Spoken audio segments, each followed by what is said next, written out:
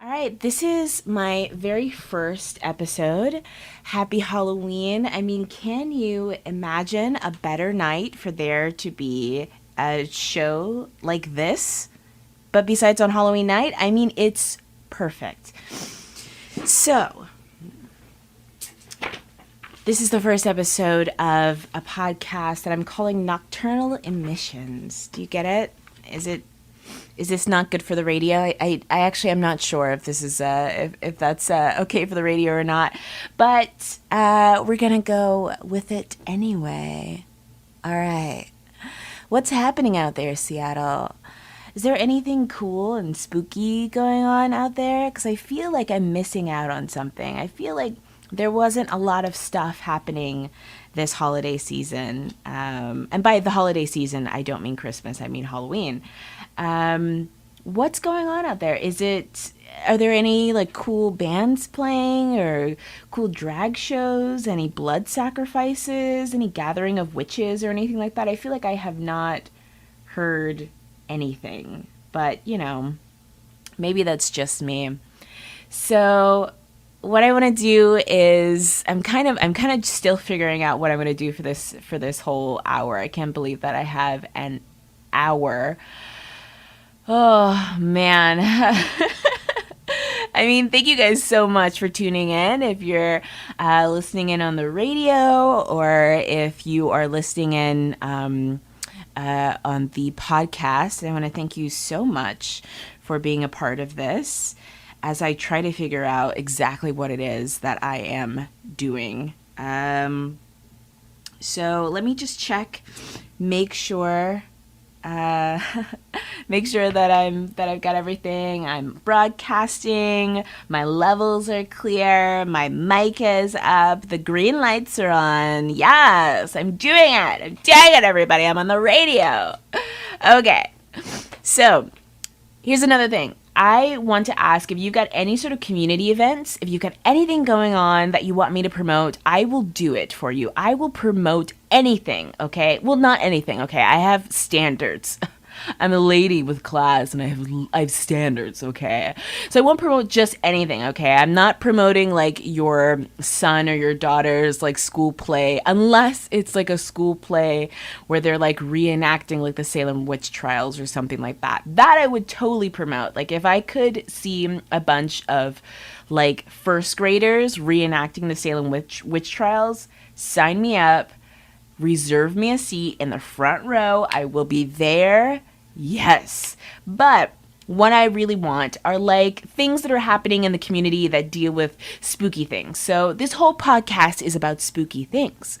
This whole podcast, Nocturnal Emissions, if you can't tell from the title, I'm sure that you came thinking that this was going to be some sort of something else. I thought you saw the title and you thought, oh, Nocturnal Emissions. Ooh, ooh, this is going to happen late at night. I love this beautiful, sensual woman at the radio. I'm sure that you think that this is going to be something else, but it's not, okay?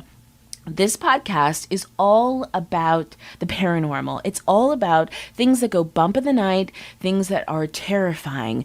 I want true stories. I want to have a whole year of things that will thrill you, things that will chill you, things that will make the goose pimples all along your arms and legs pop up, okay? So that's what this podcast is all about. So for the community calendar, what I really want is I want events that kind of follow along with my brand, okay? I'm trying to get famous as soon as possible, and I need things that follow along with my brand, okay?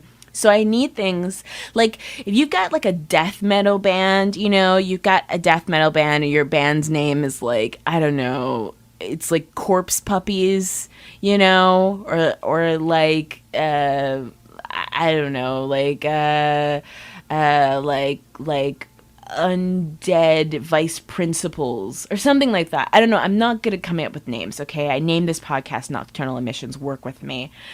If you've got your death metal band or a spooky burlesque show, or you've got some sort of like haunted immersive theater show, or I don't know, if you got something going on like that, I really want to hear about it.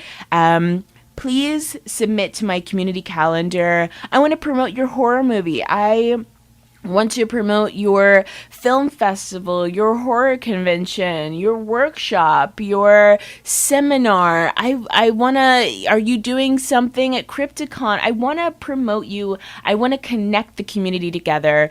I want this to kind of be like one of those boards when you go to the bagel shop and you're like waiting for your bagel and it's taking forever and you're like, I don't really understand why this is taking so long. Like, put it in a toaster, take it out of the toaster, put some butter on it, put a schmear on it, give it to me. I don't understand why it takes so long. So you look around and there's like a big cork board and it has all this stuff in it. That's what I want. I want this to be that. I want that to be this. I want this to be that, okay? I want this, my God, I want this to be something where if you want to find out what's happening, especially in the Pacific Northwest, because God knows this place can be real sleepy, all right? Now, Seattle, I love you, all right? I love you, okay? But y'all can be real sleepy. You can sleep on me, where it just feels like nothing is happening. But I know things are happening, and I want people to be able to find it. And I want to be your vessel. Make me your vessel. Put things in me. Fill me. I want to be filled with your things. Oh, yes. All right. So the next thing that I've got going on is a segment that the working title is Sick Sad World, okay? And for all of you 90s babies, I know that you're out there. I know you know exactly what I'm referencing for this, okay? But I don't want to say what I'm referencing for this because Mama doesn't have that kind of money, okay? If I get sued for copyright infringement, I just want you to know that, like, Mama doesn't have that kind of money. So you're going to sue me and you better wait in line because I owe a lot of money to a lot of people. So just going on that. So starting off with the most gruesome story. This actually just happened today. I cannot believe this. I was going to work late as usual, and I saw on Twitter this story that was happening outside of Tokyo. So today, I think this just happened today, police have arrested a 27-year-old man whose apartment, get this guys, was found 9 dead bodies were found in this guy's apartment, okay? The suspect, the 27-year-old man, was caught on camera with a woman who disappeared. I think she disappeared a couple of weeks ago. Her body is thought to be one of the 9 dead bodies in his apartment. She was reportedly looking on the internet for somebody to commit suicide with, okay? She went missing. Her brother put out this big call for her, and they found her on CCTV with this mystery man, okay? There were a total of 8 women and 1 man found in the house, and 2 of the heads were reportedly found in a cooler. The suspect tried to cover up the smell of the bodies with cat litter, which is crazy. Okay, it's unsure at the moment if the killer found his victims in the same way that he found the woman, which is online. People are suspecting that maybe what had happened is that he was trying to kind of recruit people through the internet, that he was looking for people who wanted to commit suicide. He was luring them to his house, and then he was killing them. So it was this really tragic sort of a case of trying to lure people who are at their most emotionally vulnerable. Now, if you know anything about Japan, Japan has a fairly high suicide rate.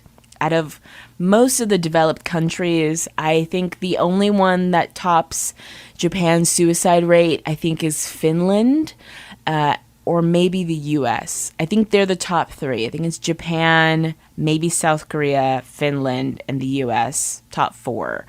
Their mental health services are reportedly not the best, but they are a relatively crime-free country. Like, Japan doesn't really have a lot of crime in it. There aren't a lot of murders, there aren't a lot of robberies, there aren't a lot of anything going on. They don't allow drugs in the country, God bless. And there's not a lot of violent crime that goes on in Japan. Also, their gun laws are I'm not going to say insane. They're not insane. They're humane. They're humane gun laws. Sorry for getting really political at 13 minutes into this podcast, but they're humane. Like, they have their gun laws. Nobody can get a gun in Japan, right? Which is why so many of these violent altercations involve knives in Japan, actually. And just this year alone, in 2017, there have been 2 high-profile violent murders, stabbings. There was one a couple of months ago, and it involved I believe it was a young man who stabbed a bunch of people who were infirm at a nursing home and murdered. I think it was one of, if not the largest mass murder killing spree in Japan's history, which is insane that happened so recently. There was one in 2015, and there was 2 in 2017, and it's really insane because it's just like, what's going on in Japan? Like, what is spurring these people to kill? It doesn't really make a lot of sense. I mean, killing at all doesn't really make a lot of sense. But this just happened today. They just arrested him. They just are trying to identify the bodies. So I will keep you posted on this one. Serial killer in Japan. Crazy. How did 9 people go missing? Okay. On to some lighter news. Now, you know that I love Republicans. I love them. They're great. Being completely facetious. But this is incredible. Like, I would vote for this. The first Republican I would ever vote for, I would vote for this woman. Have you heard about this woman named Bettina Rodriguez Aguilera? She's a Republican running for Congress in Florida. I believe it's like the Miami area. Okay. So this is normal. She's a normal Republican, right? Super conservative, wants everybody to have all the guns, wants to take away all the taxation, blah, blah, blah. Okay. Until you find out that Aguilera wants us to know that she has been in psychic communication off and on with aliens since the age of 7. At the age of 7, she had her first alien abduction. And she says that they've been abducting her off and on since she was 7 years old, which is, first of all, very rude. She doesn't really say exactly why they're abducting her. That's something that I've always wondered about alien abductions, which is like, why you? I mean, it's not that I'm jealous, okay? I mean, you know, I mean, if you're going to think about who should be abducted, I mean, you know, I don't really have that much going on. And, you know, I feel like I have a pretty good body to experiment on and, you know, a pretty good mind and stuff like that. I mean, like, why are these other people getting abducted? That, and why do you never hear about Black people being abducted? That to me is highly suspect. But Aguilera says that she's been abducted several times since the age of 7. She's apparently got some arcane knowledge that the aliens have dropped inside of her mind, which is also like, all right, Aguilera, like, why are they telling you about this? Okay, so reportedly, the aliens have told her that there are 30,000 skulls, quote, different from humans, in a cave in the Mediterranean island of Malta. Somewhere in Malta, off the Mediterranean, there are 30,000 inhuman skulls. Why? What are they doing there? I don't know, okay? Another thing, the world's energy center, quote unquote, is in Africa. Also, I don't know what that means. I'm sorry, you guys. I should have done more research on these things because I'm not really 100% sure what these things mean. When she says the world's energy center, okay, what is that? Like, is it like ley lines? Is it like what is like powering okay, because one of the theories with aliens, right, is that they are not traveling here through like fuel, right? They're not using like fossil fuels or anything like that to travel here, because it would take an incredible amount of fossil fuels. What it is that they're traveling through like wormholes. They're like tapping into the invisible energy ley lines of the earth, and following those energy lines, and that's how they're getting around. So the center of it is in Africa. Of course, Africa is the center of everything. Africa is the center of life. Africa is the center where humans spring from. Of course, Africa is amazing. The pyramids are in Africa. Like, if you don't know, now you know. All right. So the Coral Castle, one of my favorite unsolved places, a limestone tourist attraction in the South Miami area, is actually an ancient Egyptian pyramid. Okay, yeah, I believe that one.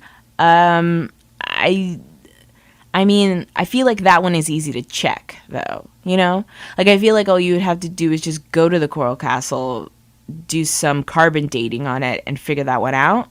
But I don't know. She's saying it like it's news, so I'm going to take it like it's real news. And the last quote that I have from her is, quote unquote, "God is a universal energy." Now that I can get on board with. I mean, I can get on board with this whole thing, actually, which is why, if I were a resident of Miami, she would have my vote.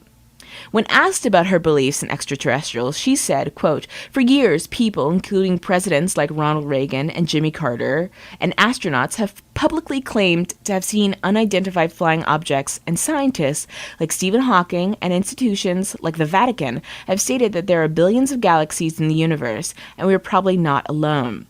I personally am a Christian and have a strong belief in God. I join the majority of Americans who believe that there must be intelligent life in the billions of planets and galaxies in the universe," unquote. Now that's true, right? Because Ronald Reagan and Jimmy Carter and a couple of astronauts have reportedly said that they have seen aliens firsthand. That's true. That's a fair statement. I don't know what her being a Christian has to do with this, but, you know, I'm just going to leave that one alone. Aguilera's daughter, here's what's really interesting, actually, about this whole story. Aguilera's daughter is a former Republican National Committee Hispanic Outreach Director. And her son-in-law, get this, I think his name is Jared again, as the gringos would say, Jared again. Agan, is Vice President Mike Pence's deputy chief of staff. Wow. And they say crazy doesn't run in the family. Well, that's all that I've got for Stick Sad World today. And I'm going to take a little bit of a break and get you all ready for some spoopy noodles, aka creepy pastas, for you just in a second. Hold on, darlings. I'll be right back. All right, and we're back. So just for you guys, I've got a spooky story. I feel like I should have some, like, I want some effect in the background. Like, I feel like I should have something that is like, I don't know, like crackling fire, maybe something with some sort of visual effect. I feel like I should have something in the background. Actually, maybe I'll just keep this like spooky music going in the background for ambiance. A little bit of ambiance. All right. That's French. It means ambience. Yes. So, I've got a story called I Can See People's Auras. I'm calling this segment Spoopy Noodles, also for copyright purposes, I guess. Because, I mean, who owns creepypasta? Can anybody tell me exactly who owns the copyright for a creepypasta? I would love to know that. Also, by the way, you can catch me on Twitter at NOCEMISS. Apparently, I couldn't make a Twitter handle that said nocturnal emissions. That was too long. So I shortened it to Knockemiss at NOCEMISS. Please send me your spoopy noodles. Please send me anything that you've got, also for the community calendar, and also for any sort of news, weird news. Send it my way. Please follow me on Twitter so that you guys can keep up with what I'm doing. My name is Isabella L. Price. I don't know, did I say that at the top of the hour? I didn't even introduce myself. I'm so rude. So I've got a spoopy story for you. Yes, I can see people's auras. And I hate saying it so bluntly. It makes me sound like some hack psychic who fakes the ability as a means of exploitation and a paycheck. I've never made money from my ability. I've never taken advantage of it, and until now, I've never spoken of it to anybody. But I really do see them, and I'm starting to view it as more of a curse. I have a reason for typing this out, and I assure you, there isn't a happy ending. For me, it's quite simple. I see a faint light surrounding people, everyone, and in that light, I can see their morality. The brighter and more translucent the light is, the better the person. The darker and opaquer, the worse. Dim and partly translucent are morally ambiguous. To simplify things, those are three ways that I describe them. Dark equals evil, bright equals good, dim equals somewhere in between. It's strange. I've always viewed the people with gray, dim auras as arbiters, mediators, the people in between who aren't one or the other and will always have difficult decisions to make. I was a child when I first became aware of my gift. It didn't take long to figure out that the brighter auras were kinder to me and selfless. While both of my parents are good people, my father's aura was quite a bit brighter than my mother's. As a result, he was always far more patient and understanding with me.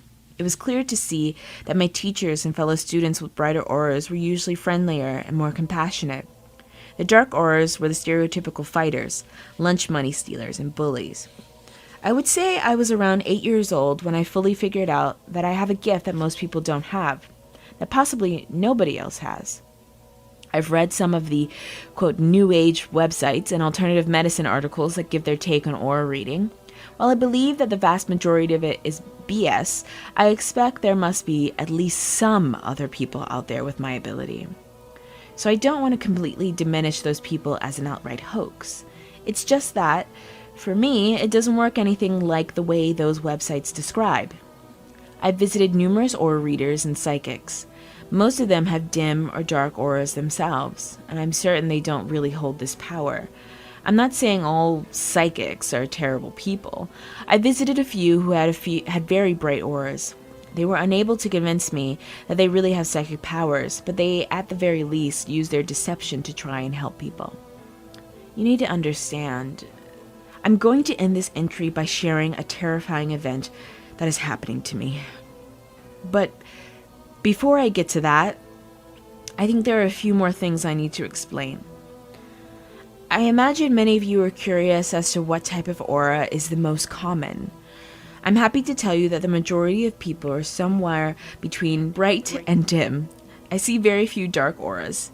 This isn't scientific, and I hadn't traveled the world plotting out charts and graphs, but I'd estimate around 60% of people are brightish, around 25 dimmish, leaving just around 15% darkish.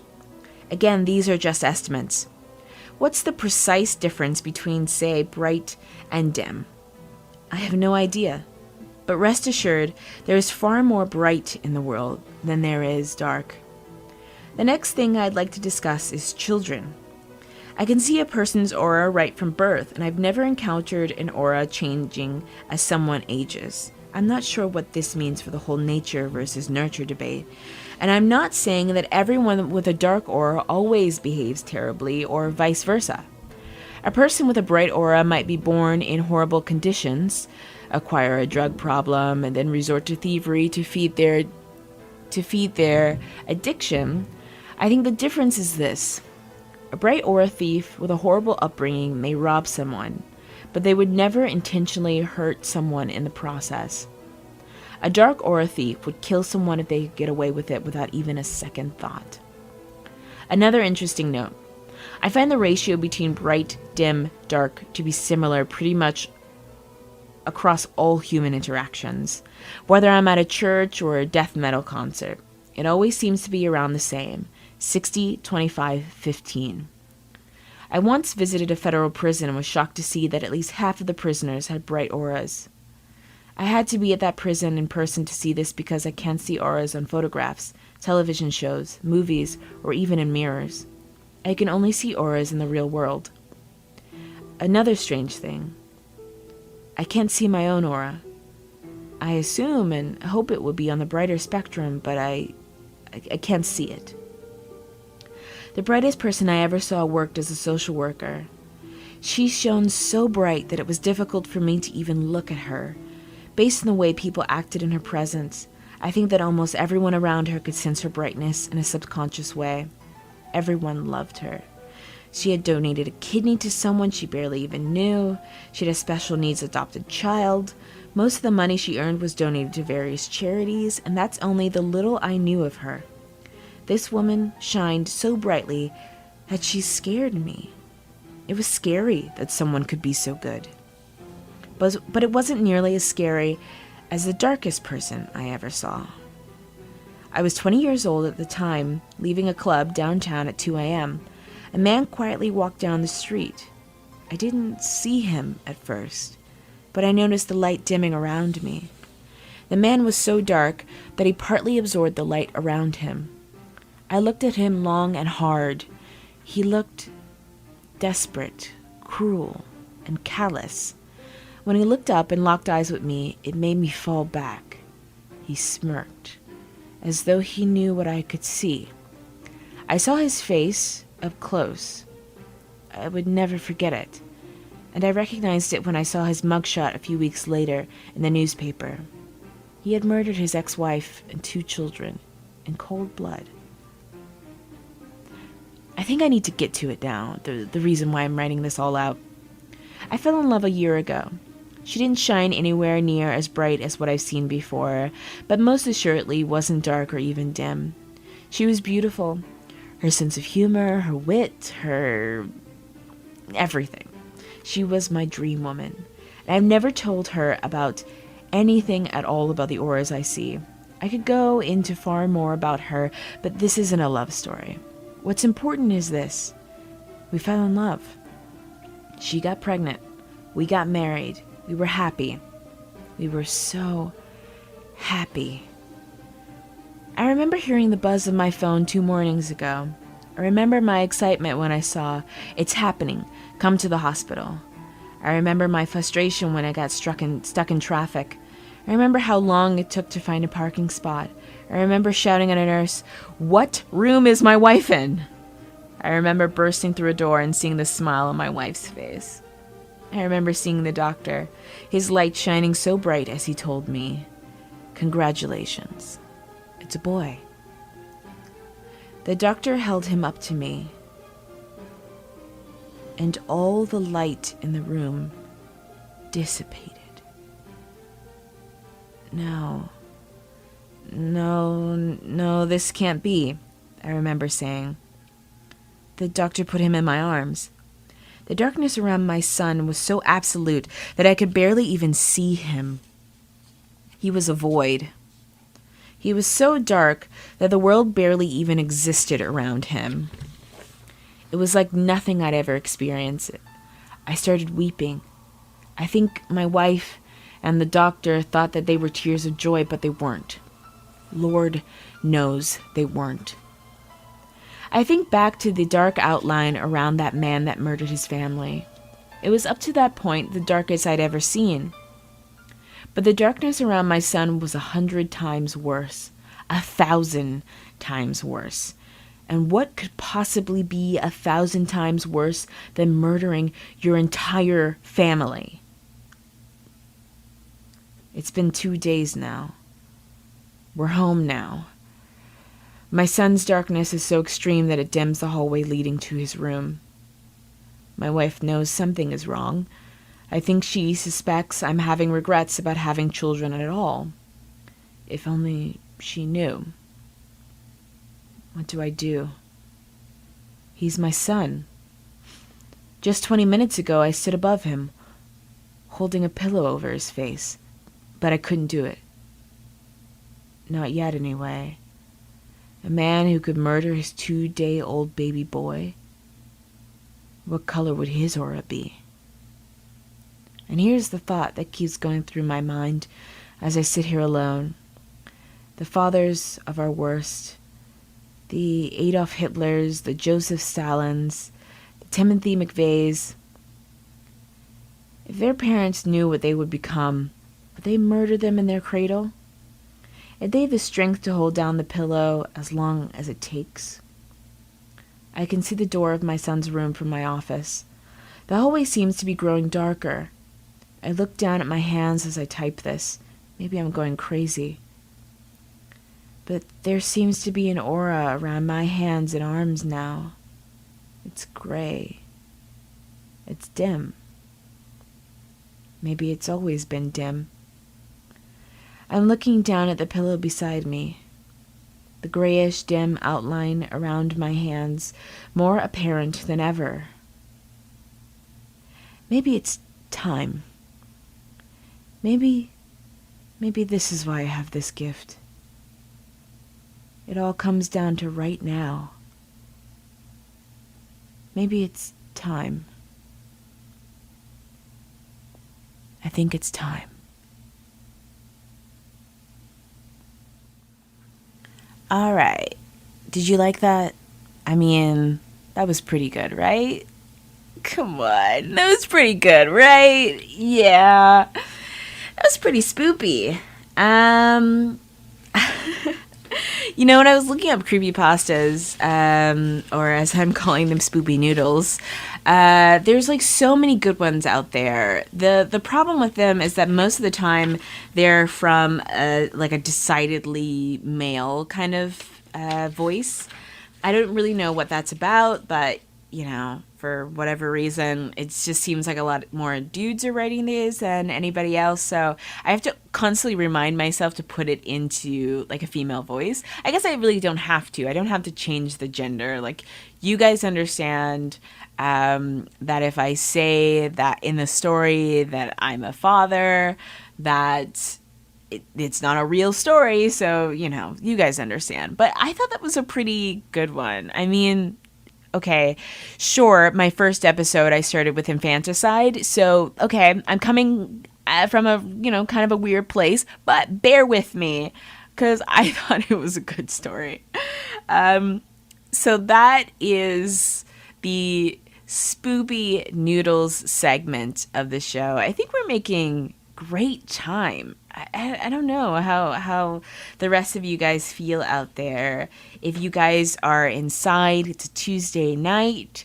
If you guys are inside of your homes, if you're dressed up, if you're handing out candy, if you're listening to spooky things, if you're watching some horror movies. I think after I go home, I'm gonna watch a few horror movies. I think watching a few horror movies, maybe put on a face mask, maybe just chill out for a while is kind of how I'm going to end this Halloween night. But thank you so much for spending this night with me. I really appreciate it. This is the first official episode of Nocturnal Emissions on Hollow Earth Radio, and I could not be more happy about it.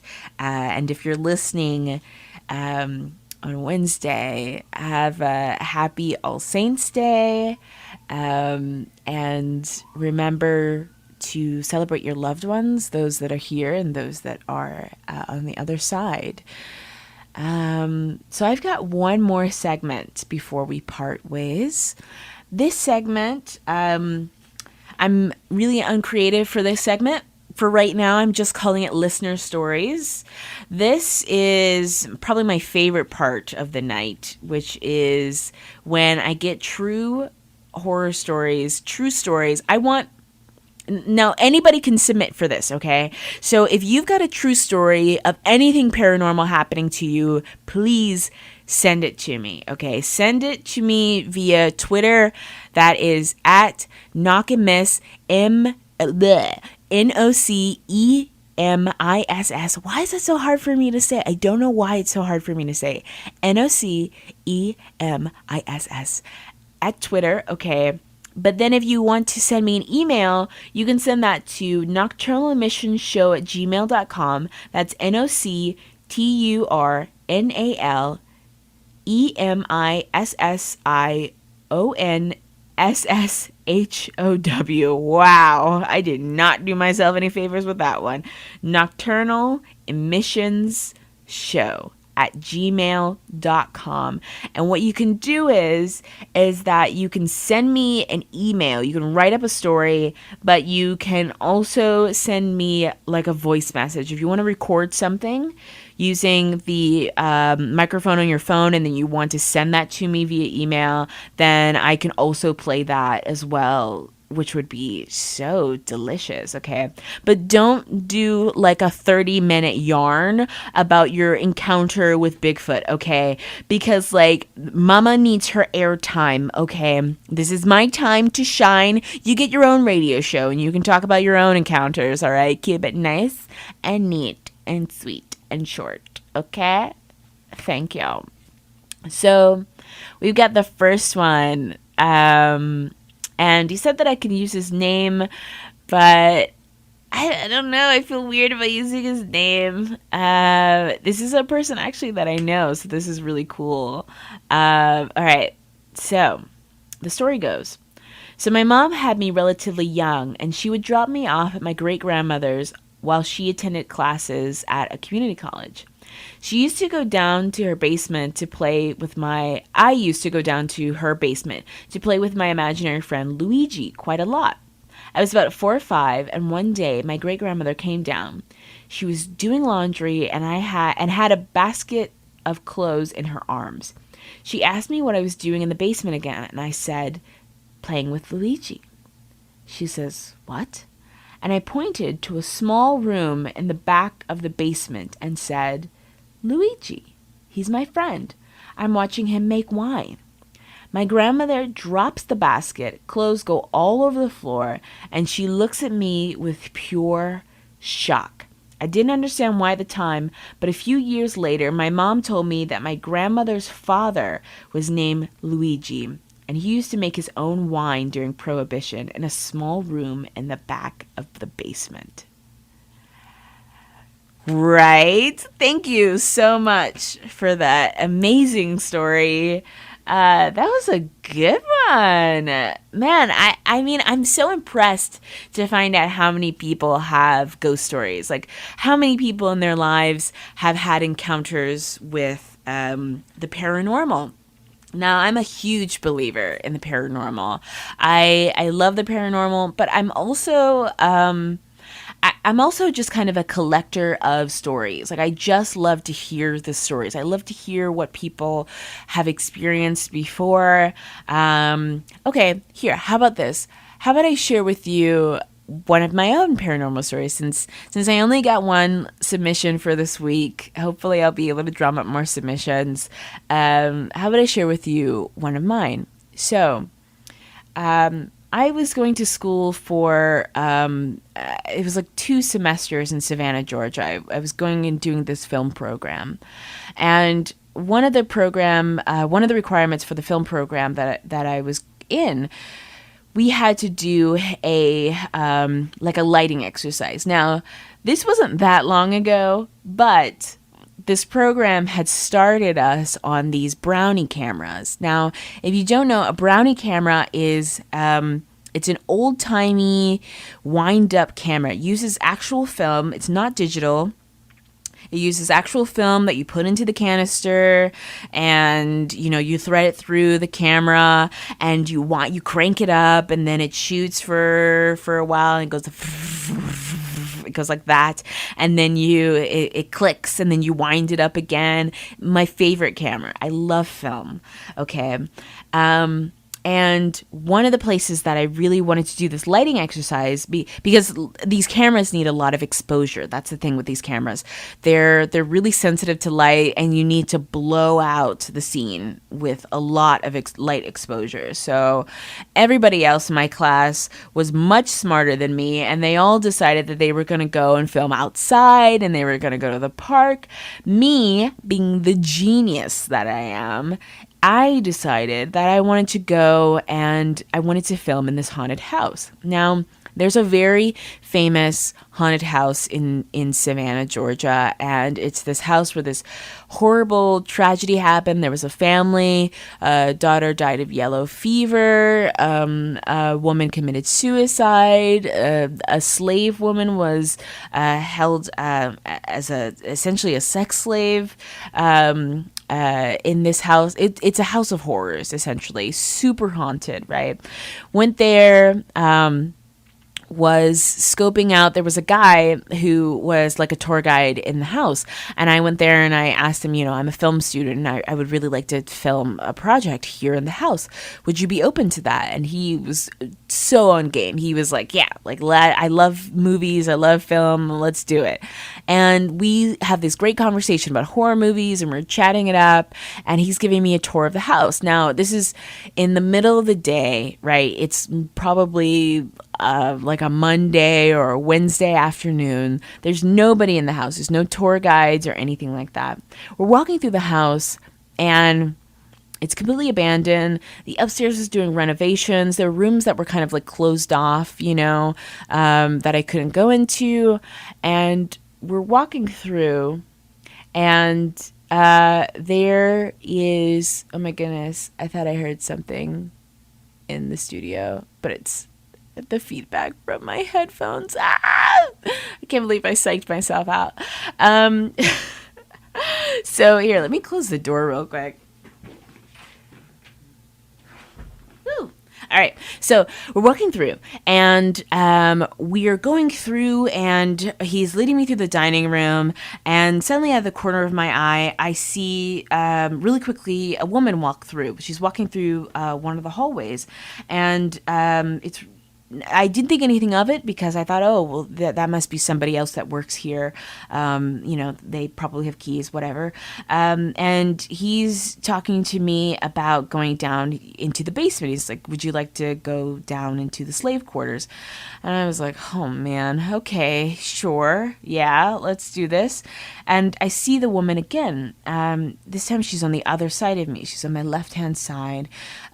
She kind of goes around the corner, through the kitchen, around to where the parlor room is.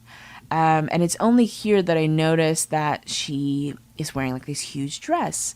And I'm just like, oh, is she like a reenactor? What's happening? And I just catch like very slight movement of this dress. And I believe it's like magenta or purple or something like that. Really quickly, I can't get a full... It just happens so fast because I'm talking to this guy in front of me, and I see this woman beside me really quickly walk through the house. We're at the top of the stairs, and suddenly this rush of vertigo comes over me, right? I get really nauseous, and the stairs are like a straight drop down into the basement, right? These very narrow wooden stairs that are going down into the basement, and I can't even take the first step. I'm so scared. I get vertigo really easily. I can't even make the first step.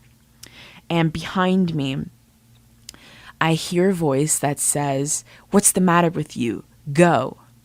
And a right hand, presses into the small of my back and pushes me to the first step. I kid you not. I kid you not. I had to hurry up and put both of my hands up on the other side of the wall in order to brace myself. And I can remember all five. I know it was a right hand because I remember I knew I could feel where her thumb was. I could feel where her fingers were. I could feel, and I placed my hand over where her hand was. It was like a, I don't know, it sounded like a teenage girl. And she pushed me. And I whipped around and there was nobody there. So that should have been my first clue, right? So we go downstairs into the slave quarters. The slave quarters is this horrifying basement area where there are literally chains embedded into the cement. But the horrifying thing about the chains was the fact that there were adult-sized chains, and then there were also small chains. There were small, like, iron chains that like a child could fit into. Like, horrifying, right? That's the scariest part of this whole entire trip for me, because that image is burned into my memory of seeing these child-sized chains embedded into the floor. So I film my project. I have like this small crew of people that are my partners in class. We film the project. I get the film back from I used to send it off to like this film processing plant that's in Boston. They send me back the processed film. I go into this room called the splice room, which is like terrifying in and of itself, where you can put the film up on this thing called a splicer, where you can cut the film and edit it together and put it up on this projector so you can see what you're editing as you're doing it, right? It's this dark room. It's really musty. It smells like alcohol. It's a terrifying place, right? I put the film up on the projector so that I can see what I've developed. And it's normal, it's light, right? We put in so many lights in this house. We the house was 1,000,000 degrees by the time that we were done with it. It was so hot. I was terrified that we were gonna like start a fire. That's how hot it was in this old antebellum house. And I get the film footage back, and there's a scene that I shot from the top of the stairs where I was standing into the basement. And there in the basement is this shadow. And the shadow, shaped like a human being, I kid you not, and it sort of just like grows. It grows up from one corner of the frame. It stands up tall. Shrinks back down again. Then the camera cuts. It moves over. I took it to another room in the house. There's a shadow. It's along the edges. It's black, and it's amorphous. It's like a blob, and it takes over the one side. Then, it moves from one area to the other, and until it takes over the entire frame, and the whole frame is just black. So, long story short, I send it back to Boston. I say the footage is damaged. What can you do about that? They send it back to me and they say whatever was captured inside, whatever this like anomaly is, it was captured while you guys were filming. It's not a problem with the film footage at all. I kid you not. Spookiest thing. I don't have the footage. I sent it back to Boston. And yeah, that's a spooky, strange thing that happened to me. Well, I want to thank you guys so much for tuning in. It's Halloween night, so don't overdose it on the candy. You know you're going to regret it tomorrow morning. My name is Isabella L. Price, and this has been Nocturnal Emissions. All right, good night, sleep tight, and don't let the bed bugs bite.